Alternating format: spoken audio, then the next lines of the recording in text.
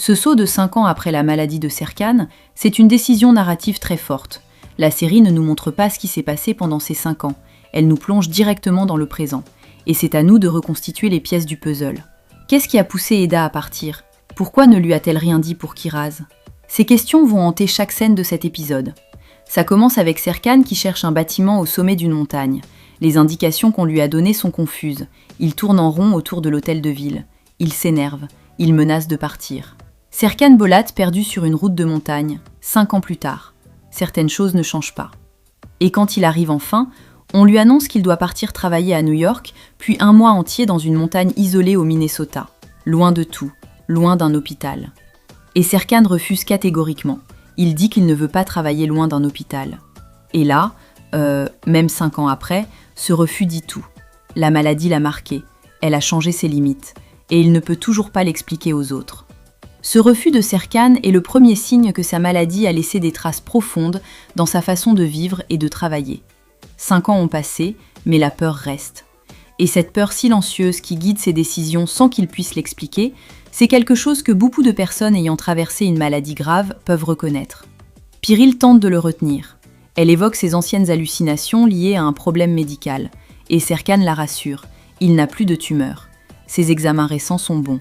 Mais on sait que quelque chose a changé en lui pour toujours. Et la tension monte entre eux. Serkan dit quelque chose de maladroit sur le fait qu'elle devrait rester à la maison avec son enfant. Piril le remet à sa place immédiatement. Et elle a raison. Même 5 ans plus tard, Serkan peut encore être maladroit avec les mots. Et puis Piril reçoit un appel. Son enfant est tombé. Il faut l'emmener à l'hôpital. Elle annule tout et part en courant. Et Serkan reste seul avec la réunion sur les bras. La dispute entre Serkan et Piril, c'est un rappel que même 5 ans plus tard, les dynamiques entre ces personnages sont restées les mêmes. Piril est toujours professionnel et solide. Serkan est toujours direct jusqu'à la maladresse. Et leur amitié tient toujours, malgré les frictions. Serkan part gérer la réunion, et sur la route, il manque d'écraser une petite fille. Il freine, sort de la voiture, et la petite lui explique que c'est pas du sang sur ses mains. Ce sont des murs qu'elle a fait tomber. Serkan lui reproche de s'être échappée de chez elle. Il lui dit de monter dans sa voiture. Elle refuse. Elle veut ramasser ses murs d'abord. Et lui se retrouve là, sur le bord de la route, à attendre une petite fille qui ramasse des murs. Serkan Bolat, sur une route de campagne, attendant des murs, 5 ans après. Il finit par l'emmener dans sa voiture. Il lui demande son nom. Et elle lui répond que son père est astronaute et que sa mère est une licorne. Serkan ne sait pas quoi faire de cette information. Et moi non plus, franchement. Elle renverse des murs dans toute la voiture. Elle sème le chaos. Serkan essaie de gérer des appels professionnels importants en même temps. Et cette petite, elle continue tranquillement sa vie comme si de rien n'était. Je l'adorais déjà. Kiraz qui dit que son père est astronaute, c'est une façon d'inventer une histoire parce qu'elle ne connaît pas la vraie réponse. Et ça fait mal. Parce qu'on comprend que Serkan ne sait pas qu'il est peut-être père. Et elle ne sait pas non plus qui est son père. Ce mensonge innocent cache une vérité que personne n'a encore osé dire. La petite le guide jusqu'à une maison. Il l'aide à enlever sa ceinture. Et elle s'échappe en courant retrouver sa mère. Et la mère, c'est Eda. Eda est là, avec cette petite fille, qui s'appelle Kiraz. 5 ans ont passé, et Eda est là, devant lui, avec une enfant. Je vais laisser ça reposer une seconde. Eda a une fille, et Serkan ne sait pas encore ce que ça signifie vraiment. Mais nous, on a déjà commencé à faire le calcul. La révélation de Kiraz comme fille d'Eda, 5 ans après la maladie de Serkan, ouvre une question immense. Si Kiraz a environ 4 ou 5 ans, la conception remonte à l'époque où Serkan était malade, avant la séparation. Et ce calcul-là, il va changer absolument tout dans la série. Kiraz voulait ramasser ses murs pour faire un gâteau à sa maman, avec Burak et les autres. Ils préparent le gâteau ensemble. Kiraz est impatiente. Elle fait de la magie en disant qu'il n'y a pas de spectacle sans argent. Tout le monde rit. On dit qu'elle ouvrira une grande société dans 10 ans. Cette petite, elle est vivante, espiègle, pleine d'énergie. Et on comprend tout de suite pourquoi elle a désarmé Serkan sur la route. Elle ressemble tellement à Eda, tellement. Kiraz, dont le prénom signifie cerise en turc, est présenté comme un rayon de soleil dans cet épisode. Et chaque détail de son caractère, son esprit vif, son indépendance, sa façon de tout questionner, c'est le miroir d'Eda. Et peut-être de Serkan aussi.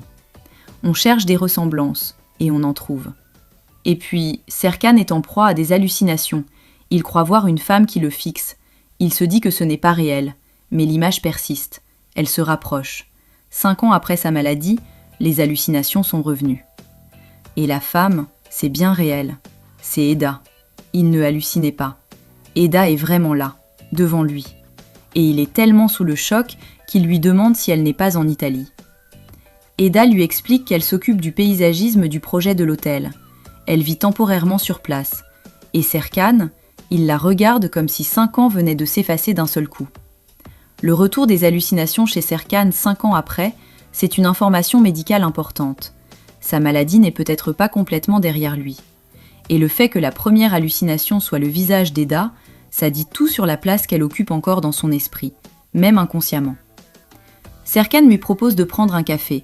Elle accepte. Mais il insiste pour le faire maintenant, pas après sa réunion. Maintenant. Comme s'il avait peur qu'elle disparaisse encore s'il attend trop longtemps.